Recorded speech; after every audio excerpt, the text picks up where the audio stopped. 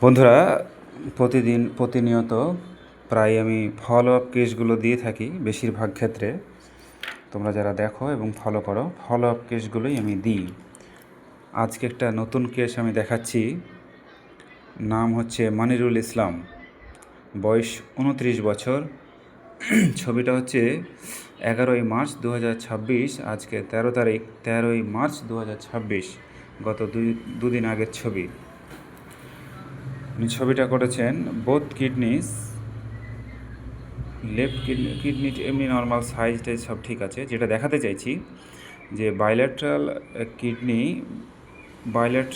Kidney raised cortical echogenicity with cortico medullary differentiation, এবং তার সঙ্গে একটা 3 মিলিমিটারের বাম দিকে একটা পাথর আছে। ইমপ্রেশনে লিখে রেখেছে যেটা bilateral renal parenchymal disease, left renal gravel. আমার দেখানোর উদ্দেশ্য হচ্ছে আমি কি ওষুধ দিলাম সেটা তো দেখাবো বটেই, প্রেসক্রিপশান কী করলাম এবং কেস টেকিং কী হলো। যেটা দেখানোর উদ্দেশ্য সেটা হচ্ছে অনেকেই মশলা মুড়ির মতন একটা সকালে, একটা বিকেলে, একটা সন্ধ্যায়, তারপরে একটা গ্যাসের ওষুধ খায় সকালবেলায়, আবার একটা রাত্রে খাবে। দিয়ে রাত্রেবেলায় বিরিয়ানি খাবে, সকালে উঠে চপ খাবে, কিন্তু গ্যাসের ওষুধ খাওয়া চাই। অনেকে ব্যথার ওষুধ খায় কথায় কথায়। একটা শরীরে ব্যথা করেছে, দোকানে গিয়ে ডাক্তার দোকানে গিয়ে বলে একটা ব্যথার ওষুধ দিন, তো ও বুঝলো না কেন দিচ্ছে, তাও জানে না, ব্যথার ওষুধ দিয়ে দিল, ও খেয়ে নিল, যাকে দিলে ব্যথা কমে গেল। এরকমই চলে। আমি গিয়ে দেখি, অনেক সময় একটু দাঁড়ালে পারে দেখি যে কী চলছে। ব্যথার ওষুধ খাচ্ছে, গ্যাসের ওষুধ খাচ্ছে। দোকানদাররা জিজ্ঞাসা করে ক টাকার দামে দেবো, 5 টাকার না 10 টাকার?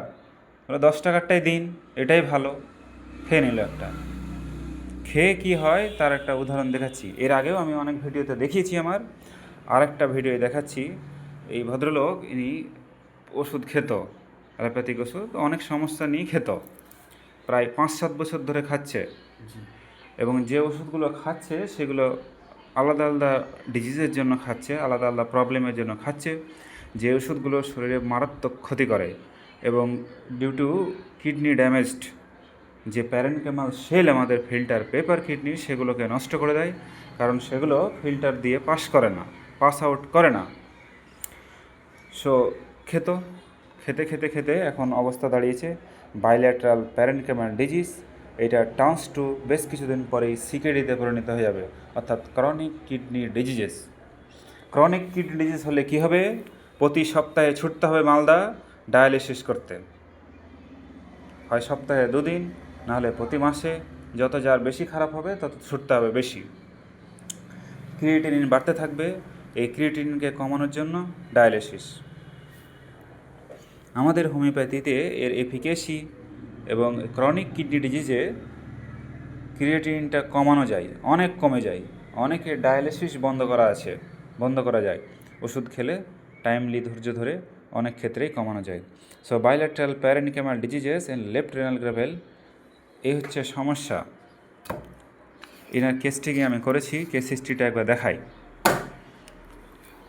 যা লিখে রেখেছি: হেভিনেস, ইরাকটেশন, একটা গ্যাস ভাব, পেট ভারী, সকালবেলায় বেশি হয়, বার্নিং ইউরিনেশন, প্রস্রাবে জ্বালা, ফ্লোটা ইন্টারমিটেন্ট, স্লো হচ্ছে 6 মাস ধরে, and quick ejaculation and ED, erectile dysfunction for long years. আমি যা বললাম, তুমি যেগুলো বলেছো, এটা ঠিক তো যেগুলো লিখেছি? খিদে খুব বেশি বলেছে, একটু পরপরই খিদে পায়, ঠিক? খিদে বেশি। শীতটা বেশি, শীতে বেশি কষ্ট গরমের তুলনায়। তুমি বলেছো শীতে কষ্ট, শীত বেশি। যা বলেছে তাই লিখে রেখেছি। মাংস পছন্দ, মিষ্টি পছন্দ করো, আর খাবার দাবার ঠান্ডা পছন্দ করো, একটু রুটি পছন্দ করো। আমি যা ওষুধ দিতে চাইছি তার কোল্ড ফুড কন্ট্রাডিক্ট করছে। আমি যা ওষুধ দেবো সেটা গরম খাওয়ার পছন্দ করে। পায়খানাটা সমস্যা, কনস্টিপেটেড, রাগ খুব বেশি and dictatorial. So medicine is ছবির মতন, যারা দেখে তারা ছবির মতো। ক্লাভেটাম 1/2, 0/1 এবং 0/2 টয়েস ইন এ ডেজ।